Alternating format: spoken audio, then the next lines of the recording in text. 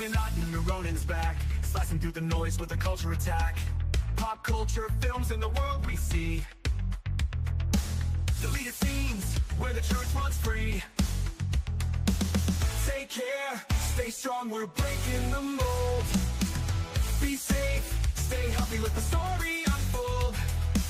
From watch parties, reviews, to the news we spin. Deleted scenes, yeah, this is how we win.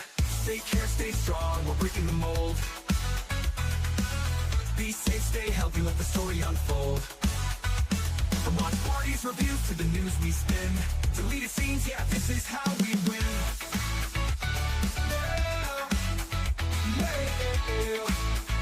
Steven Otten, your YouTube, bro, let's roll.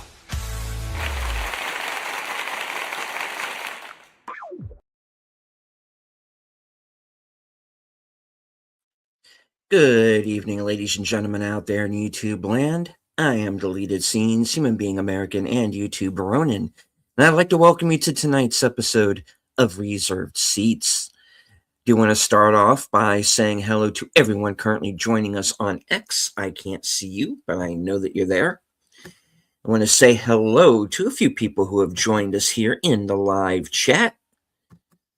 All right, the first one here. Faithful Blue Wrench channel member, the Bird Woman of YouTube. Watch out for her channel, Fluff Chick Productions. It's Connie Cleary. Jamie Lynn Simons has joined us.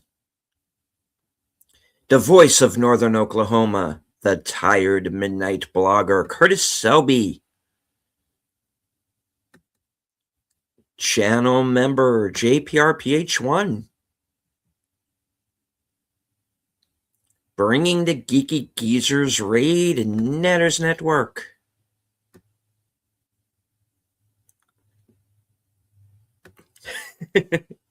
And Troy Pacelli has joined us as well.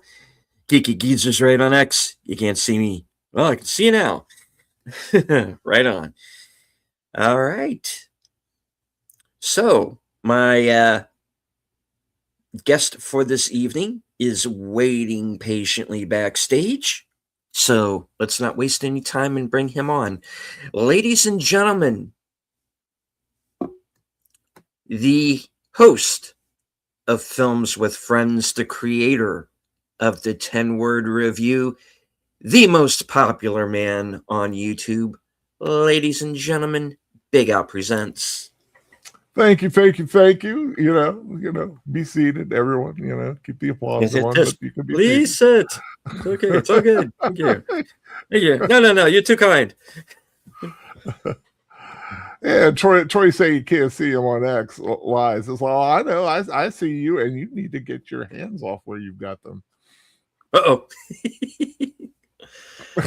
All right. All right. Well, Al, thank you again for taking the time out of your schedule to join me for the show this evening.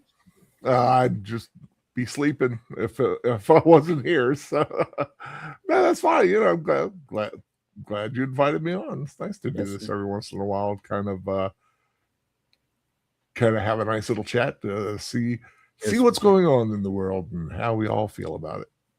Indeed, but sleep is good. Yeah, sleep is good. But you know, I'll just wake up a little later in the morning. That's fine. Right on.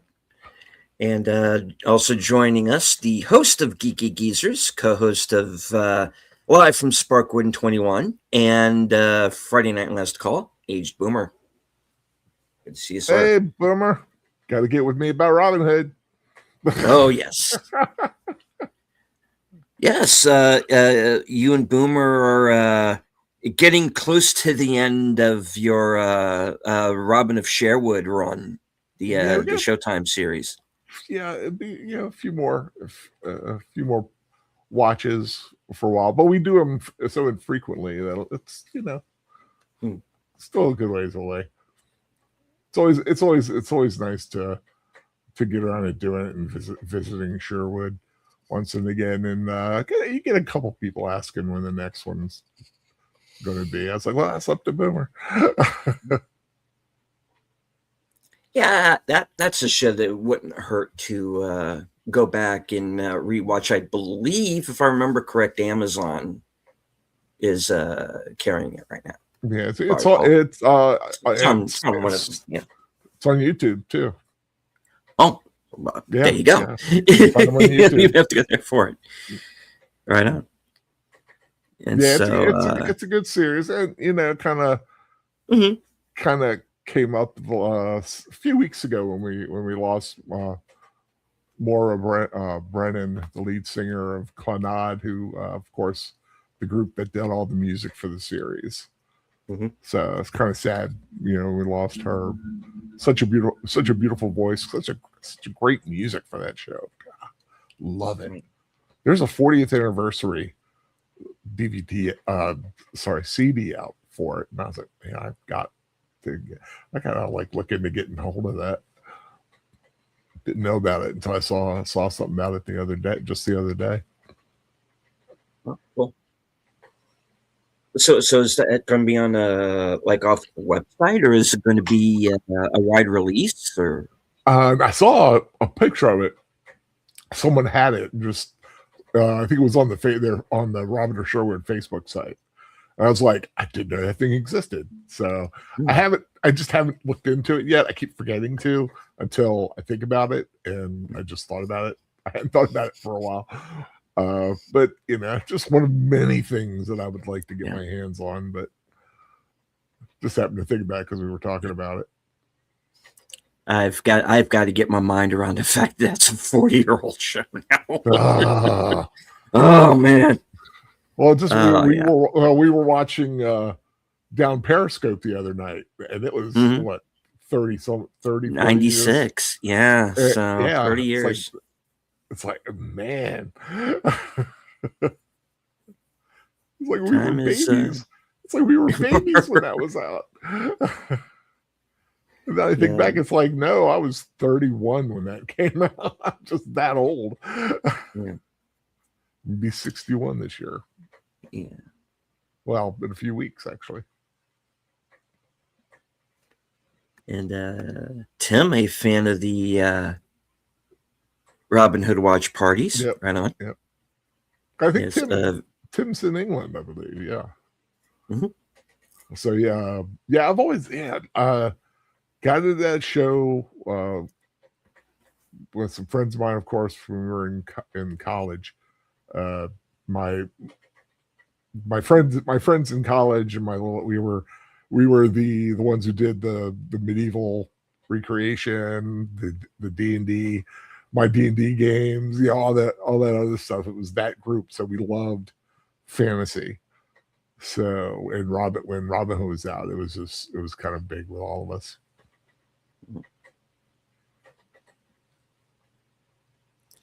Oh, East Coast of the. Now, I was always under the impression you were in England as well, Tim. But okay. Oh, East Coast. I always. He's closer than we thought. I don't know why. Kind of always read as like being in Great Britain, or have you ever been in Great Britain? Are you just an Anglophile? Maybe. He looks very British. He looks very British. No, I've always, always liked, always liked England and things like that. Always wanted to go there. Always wanted to go to the site for the Battle of Hastings and just lay on the field where they had the fight. Just look up in the air, going, all those years ago, there's like some poor Saxon dude laying here looking up just like this, going, why did I do this? So, any thoughts on this Death of Robin Hood movie that's coming up with Hugh Jackman? I'm intrigued. I'm intrigued to see it. I really haven't seen much about it except for the picture. I think there was a trailer, right? Or am I? There's been a trailer, yes. Yeah, I have to check that out again. Because when I think the Death of Robin Hood, I'm like, it's been done. Robin and Marion. So it'll be be interesting to see how they do this. Also, Robin of Sherwood, they had the death of Robin Hood. Well, one Yes, of they the Robin did. Hoods. Well, sort of. Yeah, sort of, kind of the way, one of them Yeah. anyway. But yeah, I'll be interested to see it.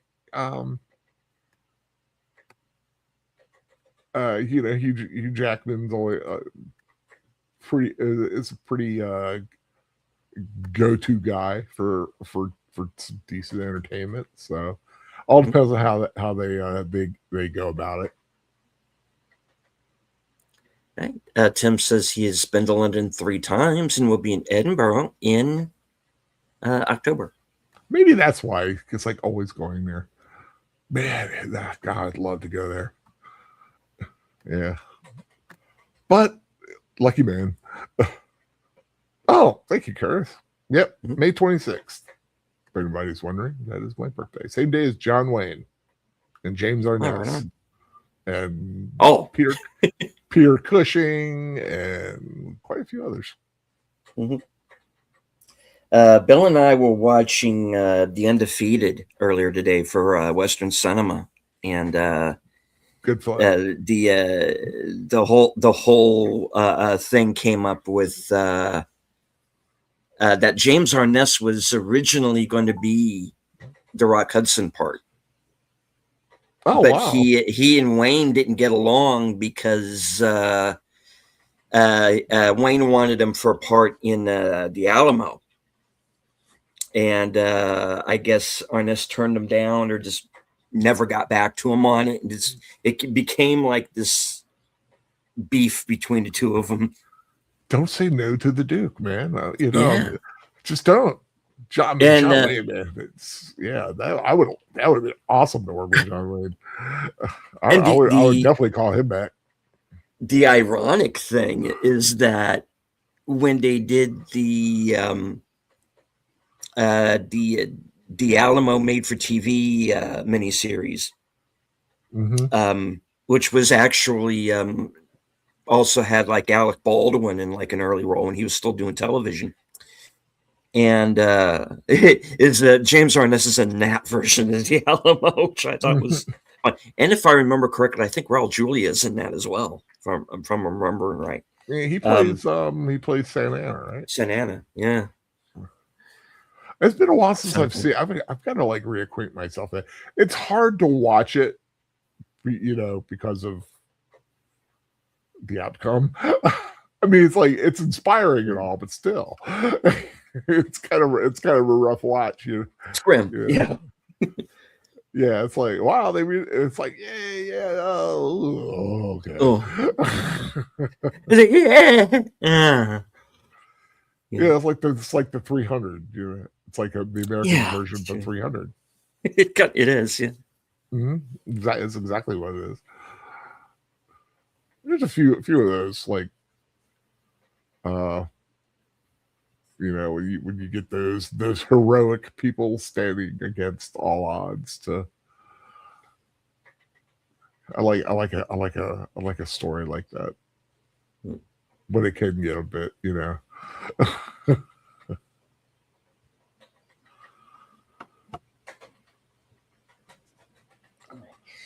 Hey, well, we were going into this a little bit backstage, where how a person's opinion, different people's opinions on movies could vary. Not only that, but how you sometimes will later on you'll rethink it. And you start to think, oh, could I have gone another, maybe half a star one way or the other, and I'm finding myself getting to the point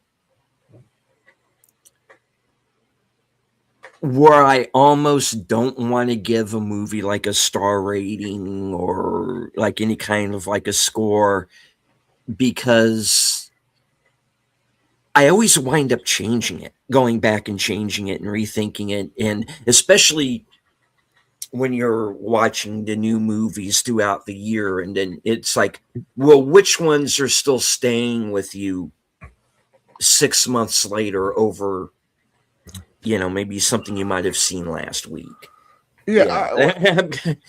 Yeah. I mean, you could really, really like something, and then it might not really stick with you. But sometimes, like a bad movie could stick with you.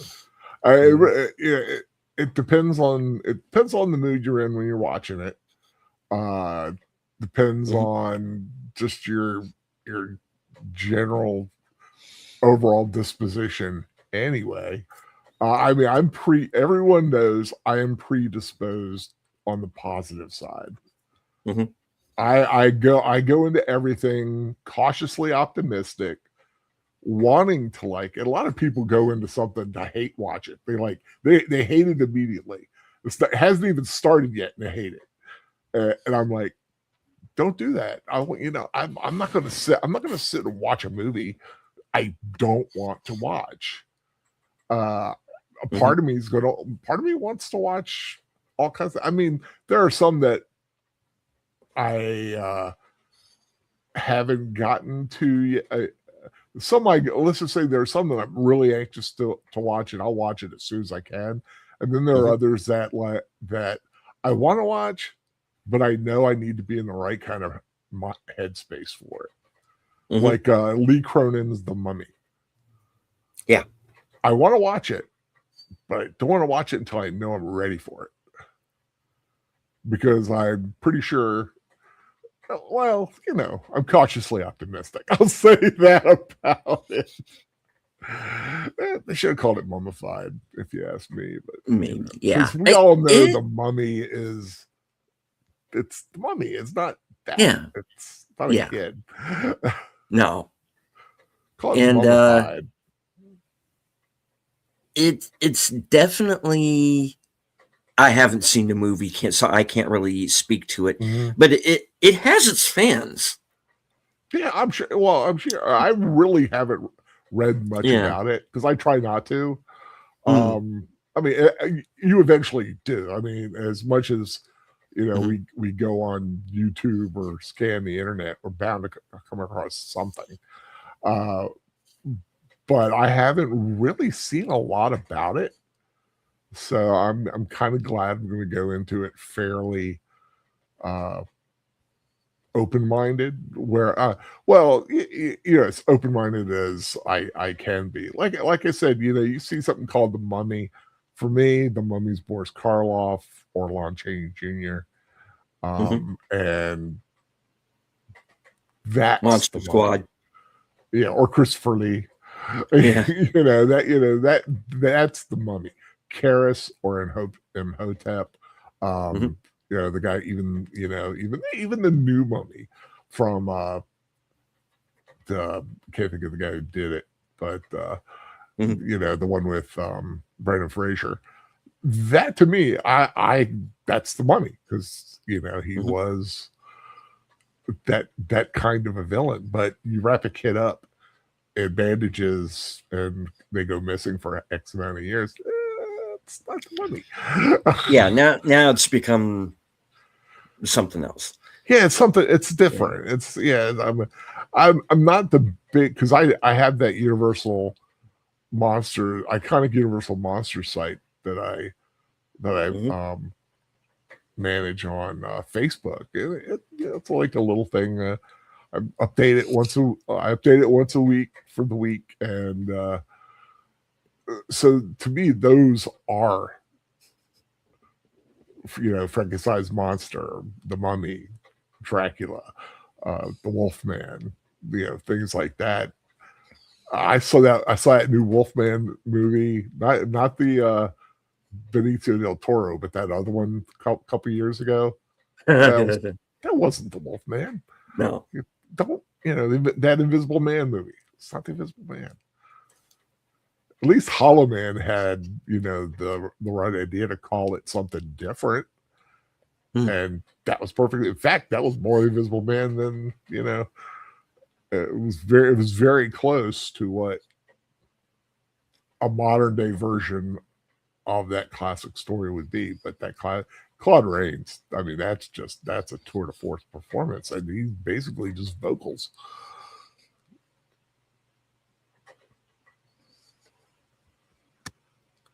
And hello to the Horror King. Good to see you, sir. Speaking of horror, hey, how you doing? Hey. JP says Rust prequel. Yeah, Rust was an interesting watch. I don't know if you ever. I don't remember if you ever got around to No, sitting down no, and I watching haven't. that. Rust to me is interesting because it's so tied into kind of my early YouTube career, because when I was starting out was when the shooting on set took place. And at that time, I was doing Saturday Serial with Matt. And Matt, being someone who's worked on film sets and knows all about having to be careful with weapons on set, and chain of custody, and he was kind of on the spot with all of that. And we consciously chose at the beginning not to cover it, because we said, let's wait until like all of the facts are out there.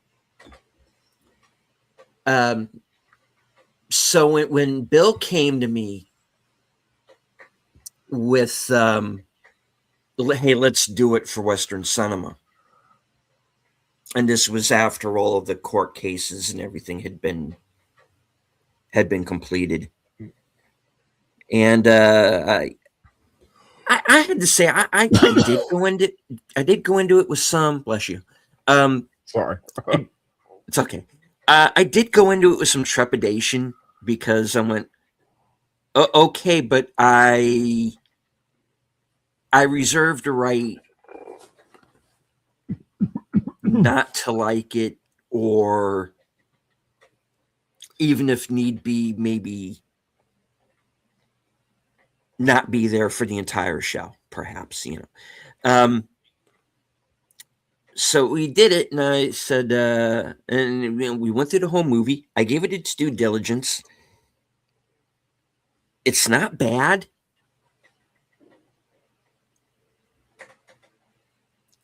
But there is still this kind of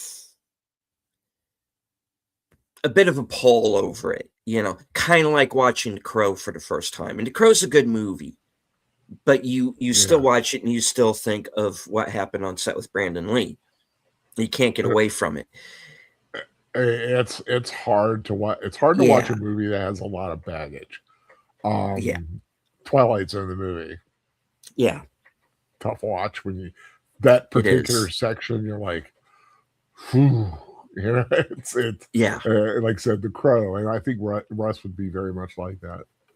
Mm-hmm. And so it's the movie itself is not bad. That's the sad thing, is it's a decent film, but I don't know. I kind of question, should it have been released? It's like, in a way, I'm glad I saw it, because I kind of felt like going from reporting on what had happened on set during filming and then getting to see the finished product. I kind of felt like I was like closing a chapter in my YouTube career. But yeah, it made for definitely an interesting watch. It reminded me a lot of Unforgiven, as far as the story was concerned. So it's kind of Baldwin's Unforgiven. I can see where, I could easily see that. Like, should it have been released? Shouldn't it have been released? I do think ultimately it was probably a good thing to release it. It kind of it was very much a tragedy, but also a lot of people worked very hard try to put out a very quality product, and Mhm. sadly, it'll always carry that scar with it. Mhm. But like I said, when someone really puts a lot into a film, it's kind of it's like an artist, something bad happens while you're painting a painting. Sometimes still a piece of art that's been done, even though it may have something, a bad memory to it, or something like that. I know that's not nearly as just trying to think of a an analogy for it.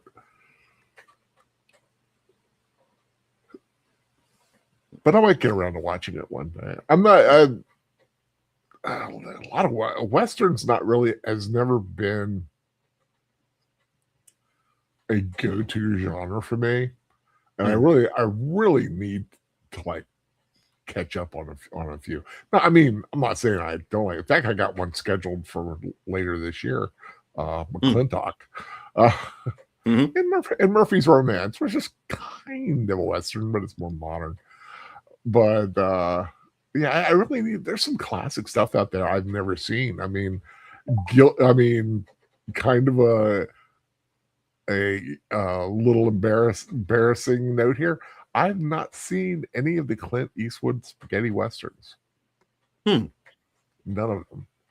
Now I have seen Unforgiven. I've seen Pale Rider. I've seen the Outlaw Josie Wales, but I have not seen those spaghetti westerns.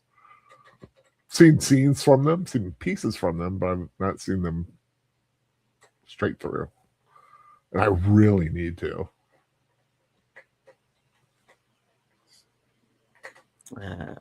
Horror King says, I didn't know that Rust had been completed, let alone released. Yeah, it was a quiet release. It was, I think, last year, I believe, that that Bill and I saw it. And by then it had already kind of hit digital. So yeah, it's finished. It's released. It's out there. They had to recast a couple of parts. Jensen Ackles was originally in the film, and then they had to recast him because they had to get him back to shoot the boys. So yeah, it's out there. You can find it, and I would say watch it and decide for yourself. Mm-hmm. Really, Well, what your thoughts on it. Yeah, that's my view of any film.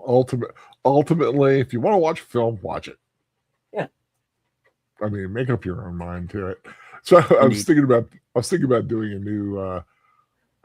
One of these days, I need to kind of redo a few of my things for videos, like little bumpers and things, which is basically like, I'm just one idiot watching a film telling you what he thinks. If you want to see the film, go see it.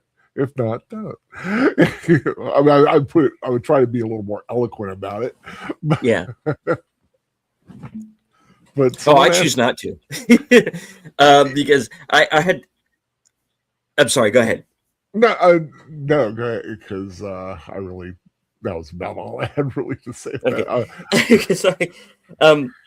I did this member stream with Troy. A couple people in the chat might remember this, and we watched Tenet, and I called that show Tenet explained by an idiot, and I'm the idiot, because it was just like, I know it's impenetrable for some people, but it's like, I think I get it. So if there's so I think I kind of help things along a little bit by being there, but yeah. So I mean, yeah, sometimes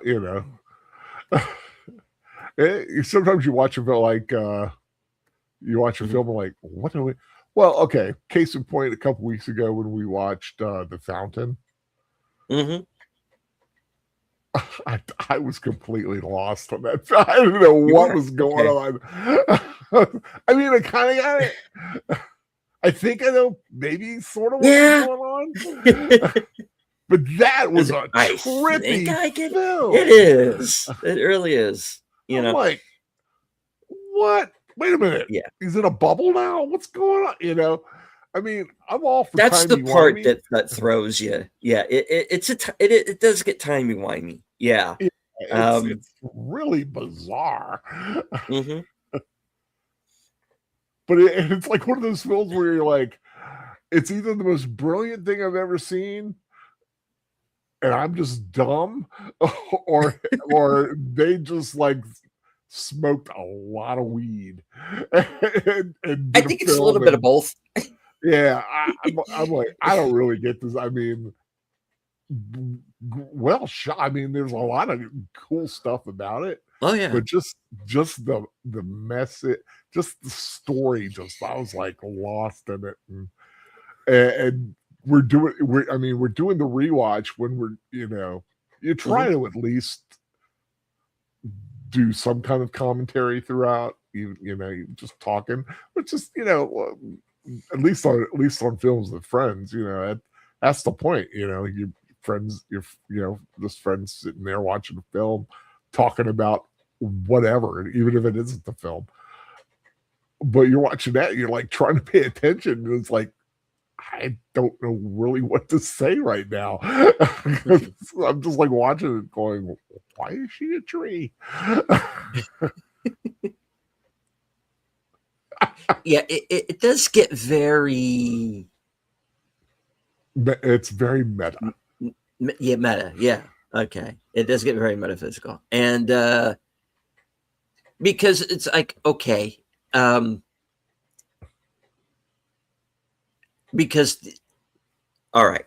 For those of you who don't know, who aren't familiar with The Fountain, it's Hugh Jackman and Rachel Weisz. And there are, I would say, probably 3 different timelines going on during the course of the film. Yeah. And they play different people throughout these timelines. And so my question... But do they? But do they? People? Exactly. That's the whole thing. Are they the same people? Is it reincarnation? She's writing this book. How much of it is the book? It's kind of, it does play with your head in that way. And I'm watching it and I go, I think I get it, but I might need a rewatch on it to be sure. I would have to rewatch it again just to know it. Or is it just, Hugh Jackman's character in the basement dropping some acid? It just has this weird dream. I mean, there can be a number of interpretations. Yeah. That's the fun thing about a movie. I think that's the fun about it. Yeah. It works on different levels. And you get movies like that really make you think. And then you have movies like, Down Periscope. That's just, it's silly. It's a silly fun, it's exactly what it needs to be. Mm-hmm. I think the one movie that I knew threw a lot of people and everybody thought it was either a masterpiece or like the worst movie of all time, was another Darren Aronofsky movie, Mother. And Jennifer Lawrence. And I actually was kind of leaning towards the masterpiece section with that one, because it's like, I get it, because it is working on all of these levels, because you've got, Genesis and Revelation going on. You've got basically this whole relationship story where she's married to this celebrity and how she's beginning to feel like she's fading into the background the more popular that he gets. And then you have the whole environmental thing that is woven through it, that they don't hit you over the head with, but it's there, and the fact that you have this very beautiful, pristine house that's supposed to be the earth, and as more people are beginning to populate this home, they start to wreck it more and more. And and then I never saw it, so it's an intense movie, but I think it's working on all of these levels. It's like, oh, I get it. I get what he's going for here. And I think with The Fountain, he was kind of trying to do some of the same themes.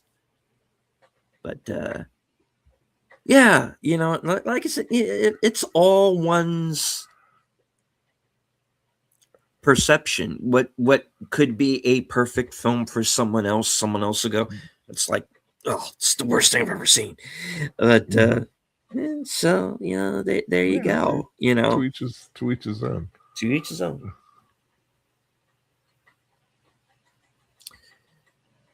So yeah, I think about it more now. Because I am no longer just this guy who goes to the movies just to go to a movie. You're not? Man, I've lost all faith in you now. Oh, darn it. Oh no. I've lost him. I've lost the crowd. What do I do? Yeah, but that's kind of the thing. It's like I have eyes on me now. So it's like I have something here on YouTube that I didn't used to have, and that's people who value my opinion, or at least seem to have come to value my opinion, and I'm not used to that. I am used to in life to people going, yeah, well, we don't care what you think, so what, so I'm not used to people like asking me, hey, what did you think, and people genuinely asking that question and waiting for an answer. I'm not used to that. I'm still not used to it. But so I feel like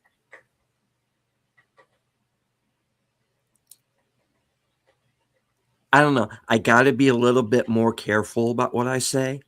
And then not only that, but there's so many things that kind of play into it now, Well, I remember you talking about you changed because you had changed things because you didn't want people to spend like $15-$20 going to a movie. No. That you like, and they hate, or they might not like on a certain level. So it is that your mileage may vary kind of thing. I really,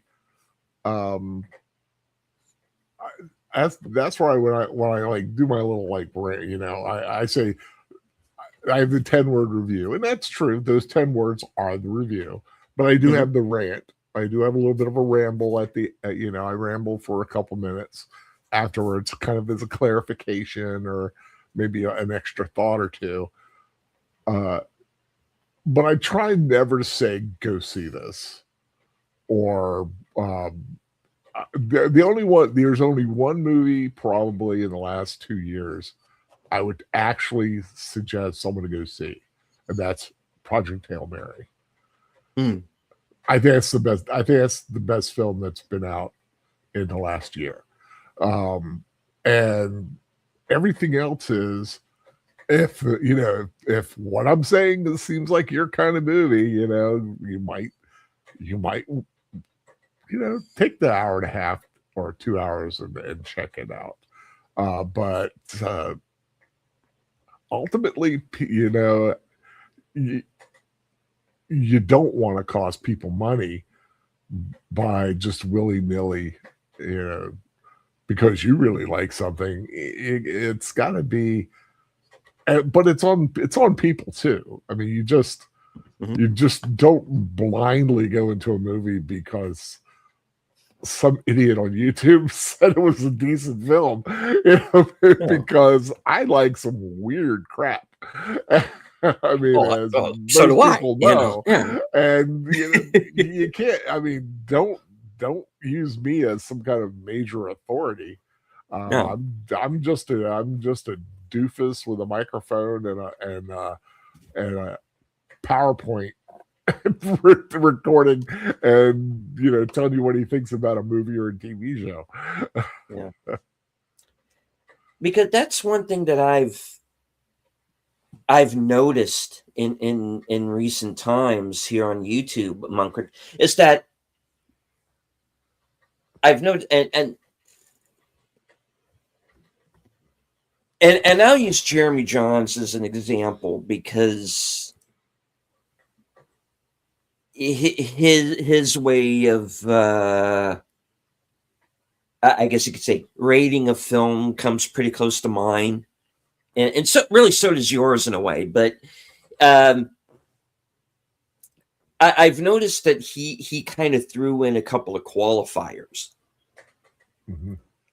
like rent it or wait for streaming or something like that, and he kind of makes that distinction, and that's when I came. And not only was he doing it, but I started to see a couple of other people start to do it too, and I said, okay, this is the point where I got to start making this distinction, in that once, especially during the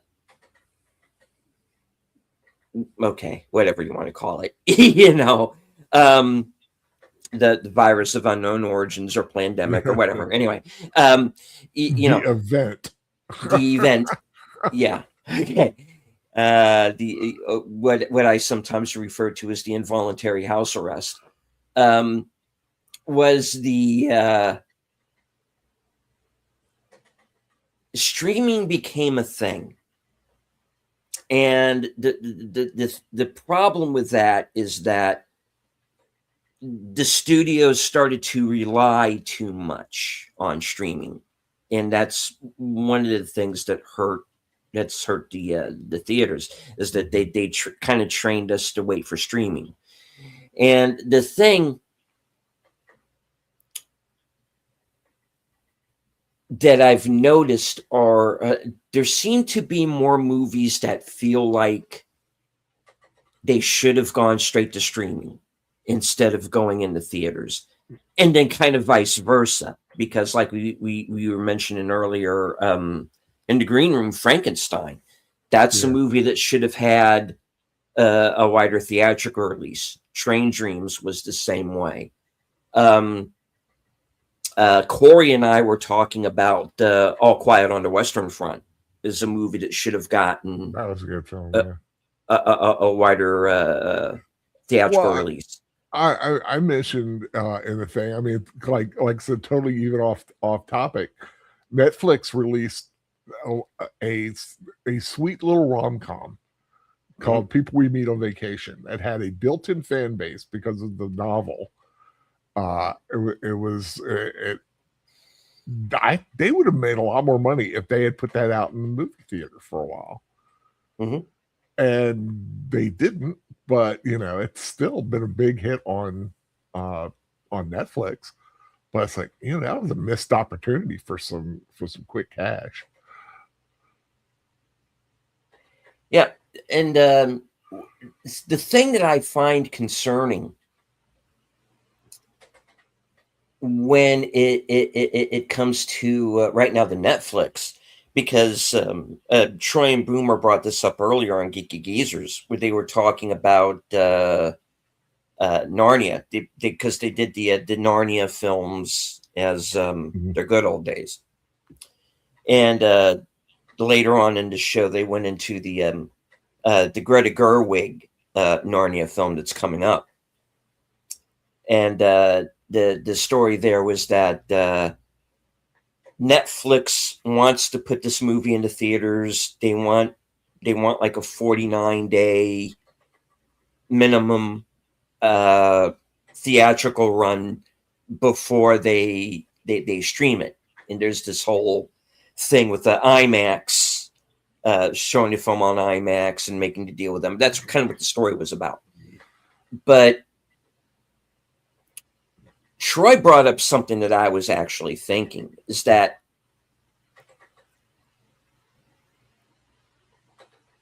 Greta Gerwig maybe is not the best person to do a Narnia film. And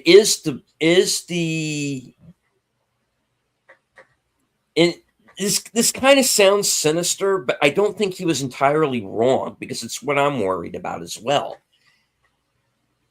Are they setting that movie up to fail so they can say, oops, we tried and nobody went to go see it, back to streaming, And I'm kind of thinking, wouldn't they be better off with the movies we've mentioned? There's going to be an Extraction 3 coming out with Hemsworth. And I said, wouldn't they be so much better off putting something like that into theaters and using that as the trial balloon to see if that works? And then, I just think they would be so much better off. You could release almost, like, if Netflix has gotten the habit of putting something in a theater, even if it's like a 4-week run, even if some people will go, well, it's going to be on Netflix in 4 weeks, I'll just wait then. You're still going to have a few people that are going to be like itching to see Hemsworth, and go and see that. You're still going to have your Narnia fans that are going to want to see it on the big, on IMAX. Yes, oh, it's got to be, you got to see it IMAX. There are some things that a home theater just cannot do. So, yet anyway, I'm give them time. So we'll have our own personal IMAX theaters, or just put on goggles and suddenly we are immersed in the entire picture. Yeah, but it is surprising that they don't do it with more, even limited runs. Just try. I guess it's a matter of like the cost effectiveness of it. I guess it would be. Yeah, I'm kind of waffling now. Like, it would be like cheaper, just like, oh, here's just the DVD of the film, click, and then just people watch it whenever. Just having the digital copy of it instead of having umpteen big cases of the film. Yeah, but then just do it. I mean, everything's digital now anyway. Well, it is mostly. But the thing is I used to think of that as cheating. Watch a movie on digital, or watch it on your computer or something, or the Argy matey sites, which I do admit from time to time I've used. 1, 2, 3. Oh, sorry.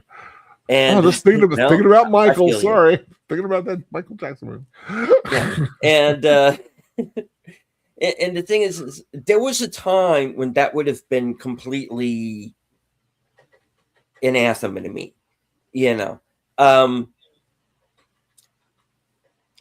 because I would think of that as cheating, back in the day, I would avoid, and I kind of admit that in retrospect, I was a bit of a kind of a film snob, because it would be like, okay, a movie went straight to video, I would avoid it, because it was, my thinking would always be, well, what was wrong with it? All right. That it couldn't get a theatrical release. Every once in a while, you'd get like this diamond in the rough, but not very often. but it's like now though.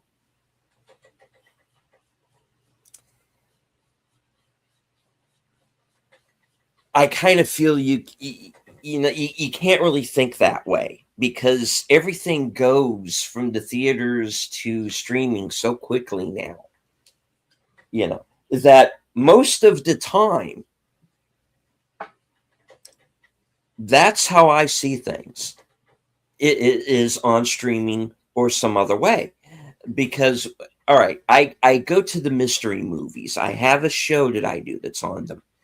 But I mean, aside from, I'm trying to think if has there been any other movie this year aside from Project Hail Mary that I just went to go see on my own. Yeah, I don't know. And I can't think of one. Well, I personally, I can't go to the movie theater because of my, a physical disability. So it's like, you know, that works for you because that is the way that you kind of have to. I have to, yeah. You have to. I'd love to. I'd love to be able to go to it. I used to love going to the movie theaters and just sitting there and munching on as good as Orville Red microwave popcorn is. It's just not the same as a movie theater. Being at the movie theater, extra butter, please. And but you're right. I remember having straight to video just had a whole different connotation, and now a lot of films are just don't even have a physical release. It's just boom out on digital. It's just out in the ether somewhere. And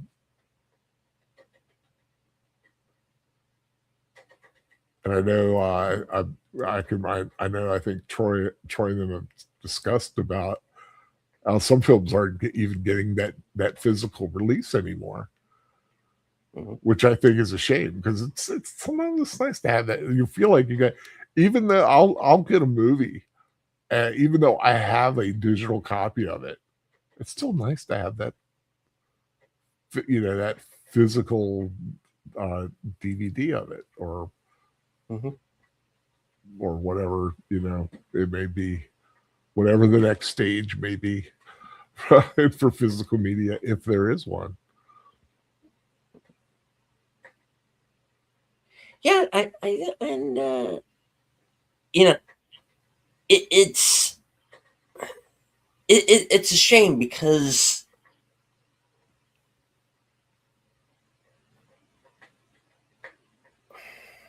first it feels like I'm watching the demise of movie theaters. And when I was a kid, that was an event, and every theater had its own vibe to it. And, you would have the art house type theaters, that would be like the Terrace or the Roxy, that would have the art house stuff, the stuff that was like the big Oscar films. You would have Pine Haven, which would have like, the Friday the 13th movies or Porky's or something like that. Or they would have like the Italian horror movies, the Fulci movies, they would have, you would have, the Fox Theater, which would have like the Rocky Horror Picture Show at midnight, and where everybody would dress out and go and see the movie, and, it's like all of these theaters that I remember from when I was a kid that kind of just had their own personalities. And then every place now just kind of feels like it's the same. Box. Yeah. Yeah. They're cookie cutter. Yeah, it is. Well, and Please. where I lived, we had 3 theaters in the county. We had the park, the plaza, and one that went through several names. It was the New Theater, then became the Rex. But Park and Plaza were the first run films, and then the Rex had older films. And best part, they would do doubles. They would have 2 films, like, and you could go in and see both movies, but they were older films. And but each one had a feel. The Rex, the New Theater, the Rex was an older thing, had painted scrolling on the walls, velvet, accessorized in velvet, had the upstairs balcony that sadly was shut off eventually because of people being stupid. And but it was that event. When I was 12 years old, you'd go, you'd have dinner at the Chinese restaurant, then you'd go to the park of the plaza and see Star Wars or Smokey and the Bandit, or those were, which was just the perfect evening. And now it's you sit in this little generic shoebox of a theater nowadays. I went to go see Pride and Prejudice back in 2005, and I went to I can't remember what it was, but it was upstate a bit, because that film was not going to come down here, and the theater was like 10 by 20, and it just was dinky, and the screen barely as big as a big screen TV is now.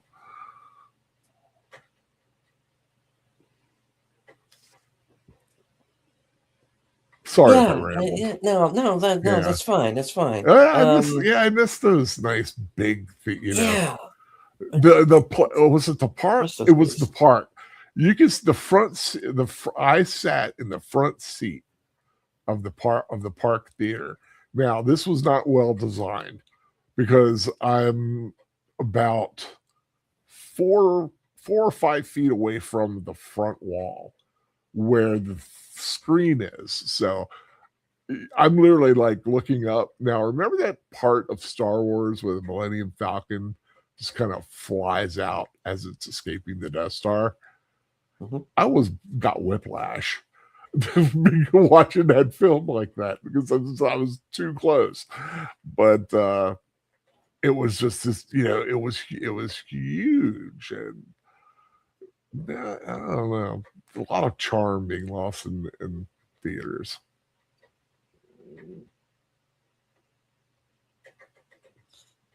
Indeed. Yeah, it's, I don't know. I'm at a point where I'm frankly nostalgic for the old days, and just, it's like, guys, let's just get it together. And back in the early 2000s, a friend of mine and I were well, he was the primary guy.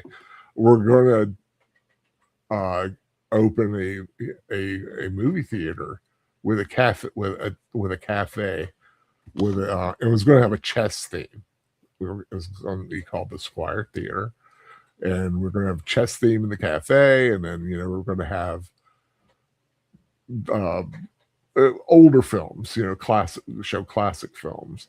Sadly, it never happened, but I still to this day, like, man, that would have been so fun to have done that. We could have gotten that up and running, and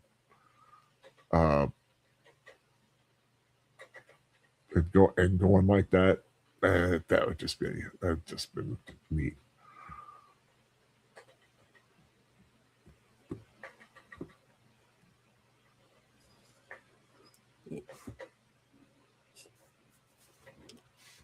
yeah, it's, and I don't mean to go off on like this whole tangent about it, but I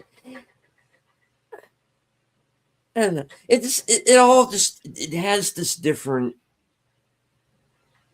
feel to it now, and it's like it just most movies these days just feel more like content and less like an event. And I want to go back to this. It's an event. This is something that we can all go and do. You go and you wait like an hour in line to get into a movie. I remember like when E.T. was out. I was first in line, and I was proud as peacock to be first in line for E.T. at that first showing, first night, first in line. But you know, that was like you see a lot of people that from school are all out to go see this brand new movie, and it like you said, it was an event. It was a community activity that everybody would go to. When Creepshow was out, the original Creepshow, the plot, it was the Plaza Theater, had on its opening night a special. If you dress up in costume, you get to come in free. Of course, they were very discerning about what they considered dressed up. They really wanted people to dress up. If you just had a little bit of paint on your face, that was not considered good enough to get in. But still, it was neat to sit there and watch a movie, and all these people around you are dressed up in horror outfits and things like that. Yeah, you don't see stuff like that anymore.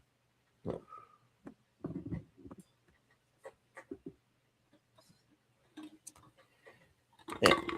All right. Well, I don't want to ignore the chat. And yes, for those who maybe have not heard, Tales from the Crypt, the original HBO series, ran for 7 seasons, is now on Shudder in its entirety, uncut. So and spawned a movie. Yes. So for those of you who were a fan of that show and like to revisit it, Shudder is the place to go. I always like Tales from the Crypt. I always like Monsters and Tales from the Dark Side too. Those are fun. Friday the 13th, the series. Do you ever watch that? Yeah, I saw a few of those, and Roby. Oh yeah, and I say watch that and see where Warehouse 13 came from, because it was kind of the same thing. Yeah, it was. Yeah, but I mean, I think Friday the 13th was a little more. They would. Warehouse 13 was usually something a little more historically focused, whereas the other one was just like, some weird professor who tried to do, this, and it ended up corrupting this test tube, or something like that. The haunted test tube. No. But yeah, fun show. Herbert West, White Courtesy Phone. I like an anthology. I always like the anthology series. You get something different every your Twilight Zones, your Outer Limits, your Tales of the Crypts, your Monsters, your Tales of the Dark Side. Was it Amazing Stories? Amazing Stories, yeah. Yeah, things like that. I love stuff like that. Hitchhiker, that was a good one. All right.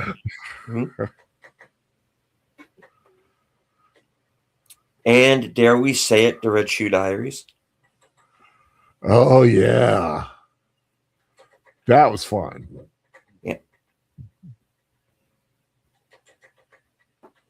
And because that was always good. That was always good for that Saturday. Let's just say sometimes you were rewarded if you stayed up a little later on a Saturday night on cable. For sure. For sure. Horror King says the original comics for Tales from the Crypt came out in the 1950s. The original movie came out in the late 70s. I keep wanting to say had Peter Cushing in it.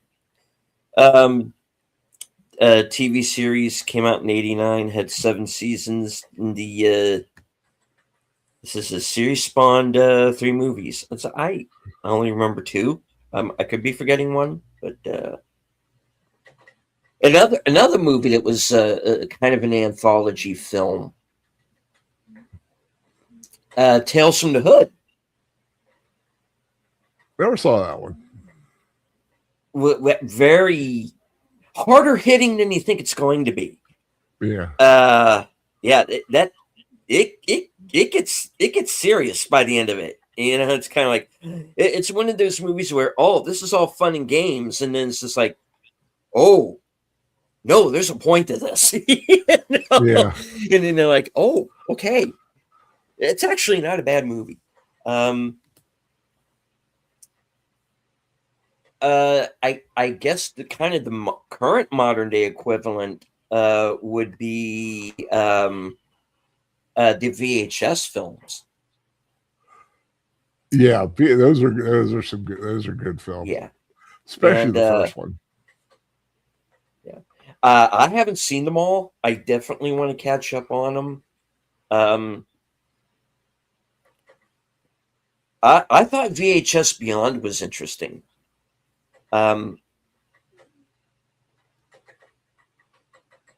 I didn't know what the Justin Long section had to do with it, because I felt like that was, I couldn't figure out where a woman literally turning people into dogs had to do with alien invasion. But okay, you do you. Yeah. I mean, yeah. So I mean, sometimes it's just a matter of taking an interesting or quote unquote interesting story. But yeah, the VHS films, really, really a lot of fun. There was one called Southbound, which I kind of have a soft spot in my heart for, that had come out. That was pretty good. Trying to think of some others.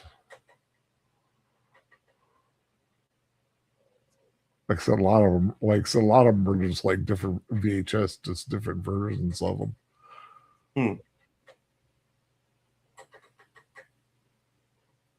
But like back in the 80s, they had some good ones. I can never remember the title of it. Had Emilio Estevez playing the video game. Nightmares? Yeah, Nightmares. Yeah, Nightmares. That's a good one too. Might have to bring some of those out on a Friday night this fall. Yeah, we should. Like, so of course, the original Creepshow 2. Because like all the other, they weren't Hammer films, but they would have like Peter Cushing or someone like that, like Tales of Terror.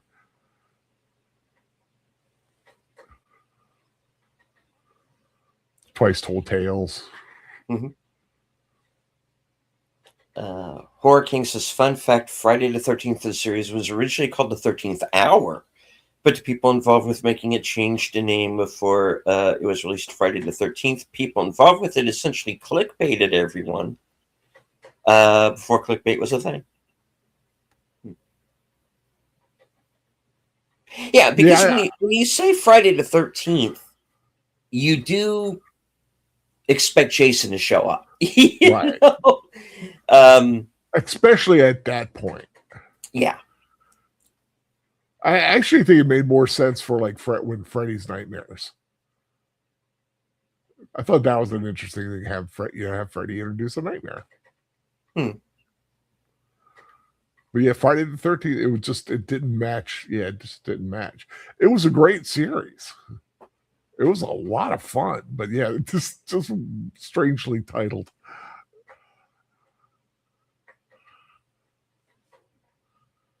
And then one that comes to mind, not necessarily an anthology, but kind of related because it also had Robert Englund, was Nightmare Cafe. Don't remember that one. Don't know if you remember that one.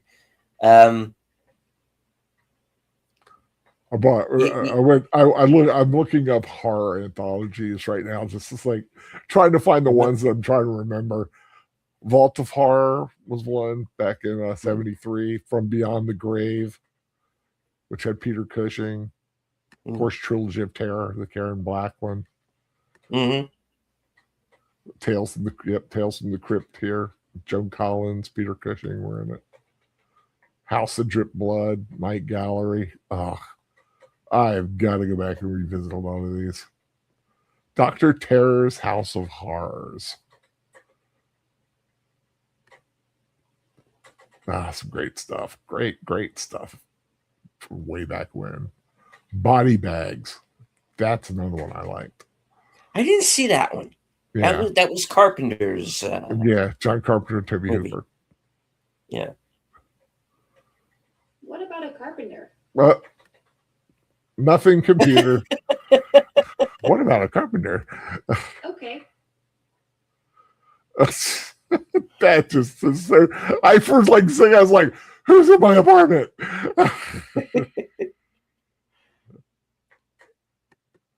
Oh Lord! Oh yeah. Of course, Trick or Treat. That's another. Oh, how can I forget Trick or Treat? Yeah, okay. I was like, I forgot Trick or Treat. That's a great one. Oh, who just did that one? Was that you or Netter that just did like a Trick or Treat recently? I think they might have done it last year. Mm. Didn't they do it didn't they have like Halloween run day? I know they did it at Thanksgiving and Christmas. Did they do a Halloween one? Did I do it a few years ago? I'm trying to remember if I did or not. I might have. It's something I would do.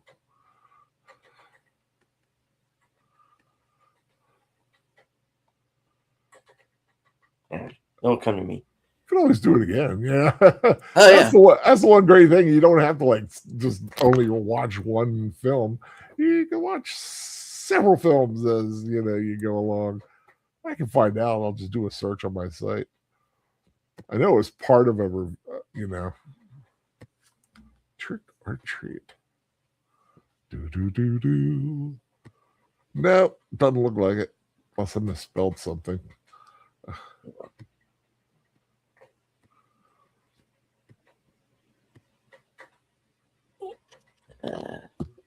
Horror King says, personally, I think they should have stuck with the 13th Hour because it's a better title. Yeah. Mm-hmm. You see. For those of you who don't know, Shudder has its own TV series, of Creepshow. It does. Yeah. So if anyone here has Shudder, I would suggest checking out Creepshow. I would say if you just get Shudder all together. Yeah, it's they were part of the price hike. I get it, but I tell you, I price hike anymore. Yeah, I mean, that's kind of expected. Yeah, they got to pay for the merchants, and But the thing that I like about Shudder, I mean, it has its drawbacks, the price hike being one of them. I think dropping Joe Bob Briggs was a mistake. But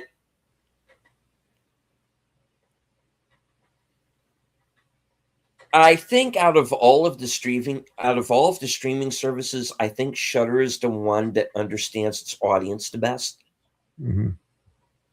Not only that, will put their movies on physical media. I mean, they just had the 10th anniversary box set that's out there now that actually does have one of the VHS movies on it, and has kind of a wide array of caveats in there, which is Damian McCarthy's movie. He has Hokum out right now. Skinamarink is in there, and A Violent Nature is in there. I still gotta watch Skinamarink. I'd be very curious to see what you think, because it's around to watching that. It's not for everyone. It's very abstract, right? But I think it's interesting because it is so open to interpretation. I have my own theory about what's happening in that film. And there are people who go, well, it's not scary. There's no monster. I go, you sure about that? I mean, I think there is. An effective movie doesn't need a monster. No. It just needs fear. Yeah. Anything can cause fear.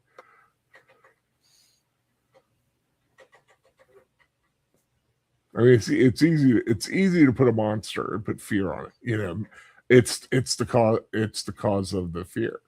But just to have someone afraid and you're not sure what they're afraid of, that would be interesting. Horking says Oddity is a Shudder original movie that is filmed and made in County Cork here in Ireland, released on DVD not long after it came out on Shudder. Oddity is a really good movie as well. Again, Damian McCarthy. I haven't watched Caveat yet, and I need to do that. But because I kind of feel like I missed out on the first movie of kind of an indirect trilogy in a way. Because he does have this certain imagery that kind of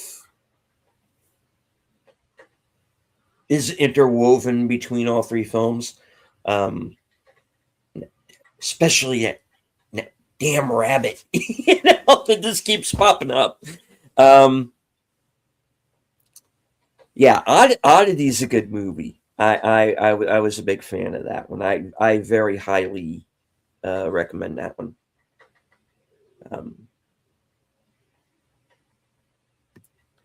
This is a Shudder cost me €47, 88 cents a year. That's €3.99 a month if you break down. Yeah. Yeah, it's not bad at all, actually. No, it's not. See, I think a lot of channels should be that much. Or me, I don't mind commercials. If someone says, well, you can get this for $10, but you'll have to watch commercials, or you can have commercials for like $25. I'm like, here's a $10, give me the commercials. I don't want to go. It makes me feel like I'm watching regular television, which I don't mind. It just it gives my brain a chance to relax. All right.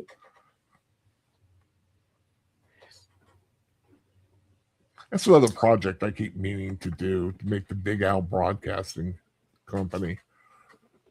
What my all-time fantasy broadcasting schedule would be of every TV series that's ever been what my primetime lineup would be. Yeah, try that one day. I keep meaning to do it. It's so daunting to sit there and like go through 60 years of television.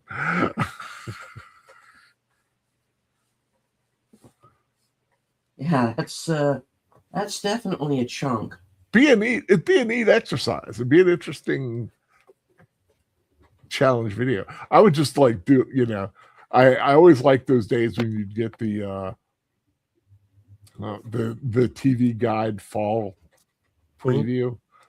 Oh yeah, I just love those. You get all the shots of TV shows that would last 3 episodes and disappear.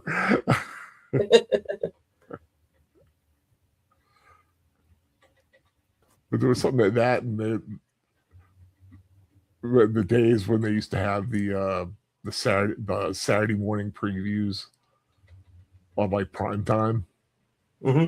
When all the new Saturday morning schedule was about to start with the new TV shows.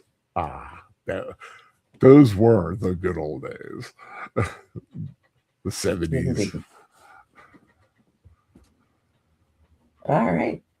And on that note, speaking of classic television, here in a few minutes, Troy Pacelli is going to round out season 1 of Doctor Who. And, well, sorry. Well, so I suppose we should get everyone over there. So, Al, what do you have coming up? What do I have coming up? Well, you never know when I'm going to drop a 10-word review. I got a new one out tonight for Monarch season 2. Of course, the next film with friends is this coming Saturday night at 10 p.m. We're going to be watching the Disney Pixar classic Up.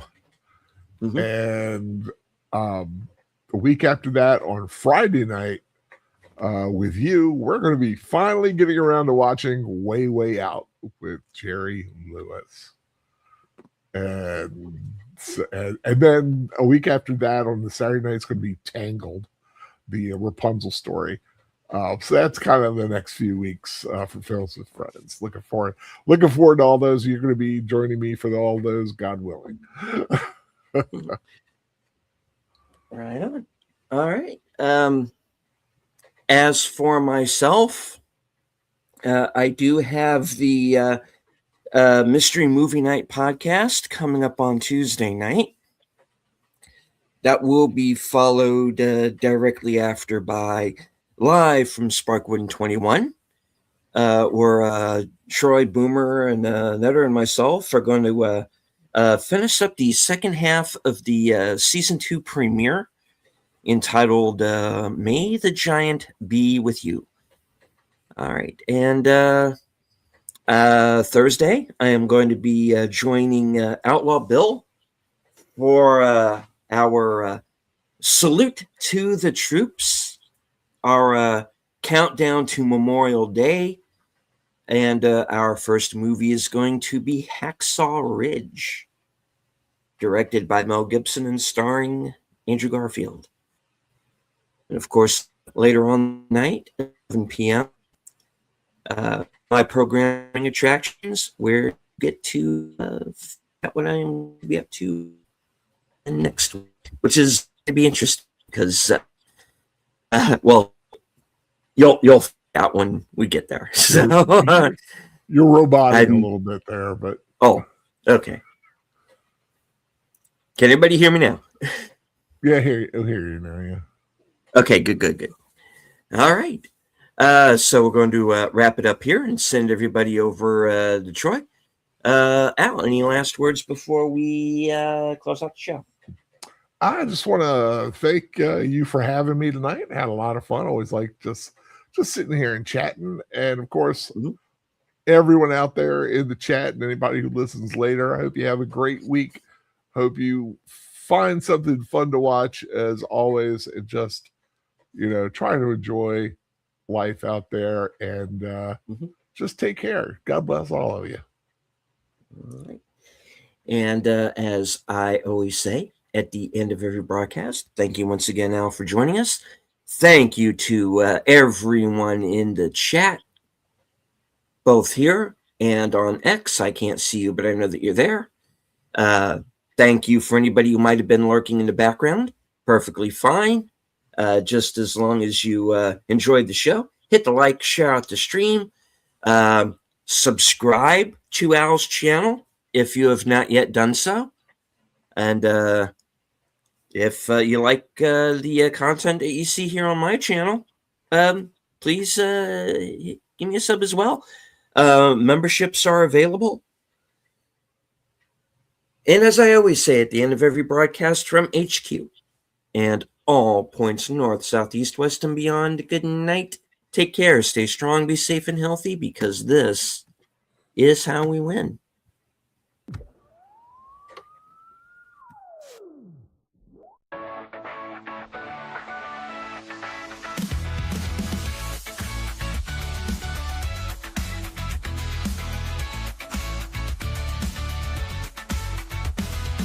It's even odd when Ronin's back, slicing through the noise with a culture attack. Pop culture, films, and the world we see. Deleted scenes where the truth runs free. Take care, stay strong, we're breaking the mold. Be safe, stay healthy, let the story unfold. From watch parties we use to the news we spin. Deleted scenes, yeah, this is how we win. Take care, stay strong, we're breaking the mold. Be safe, stay healthy, let the story unfold. From watch parties, reviews, to the news we spin. Deleted scenes, yeah, this is how we win. Yeah. Steve out on your YouTube, bro, let's roll.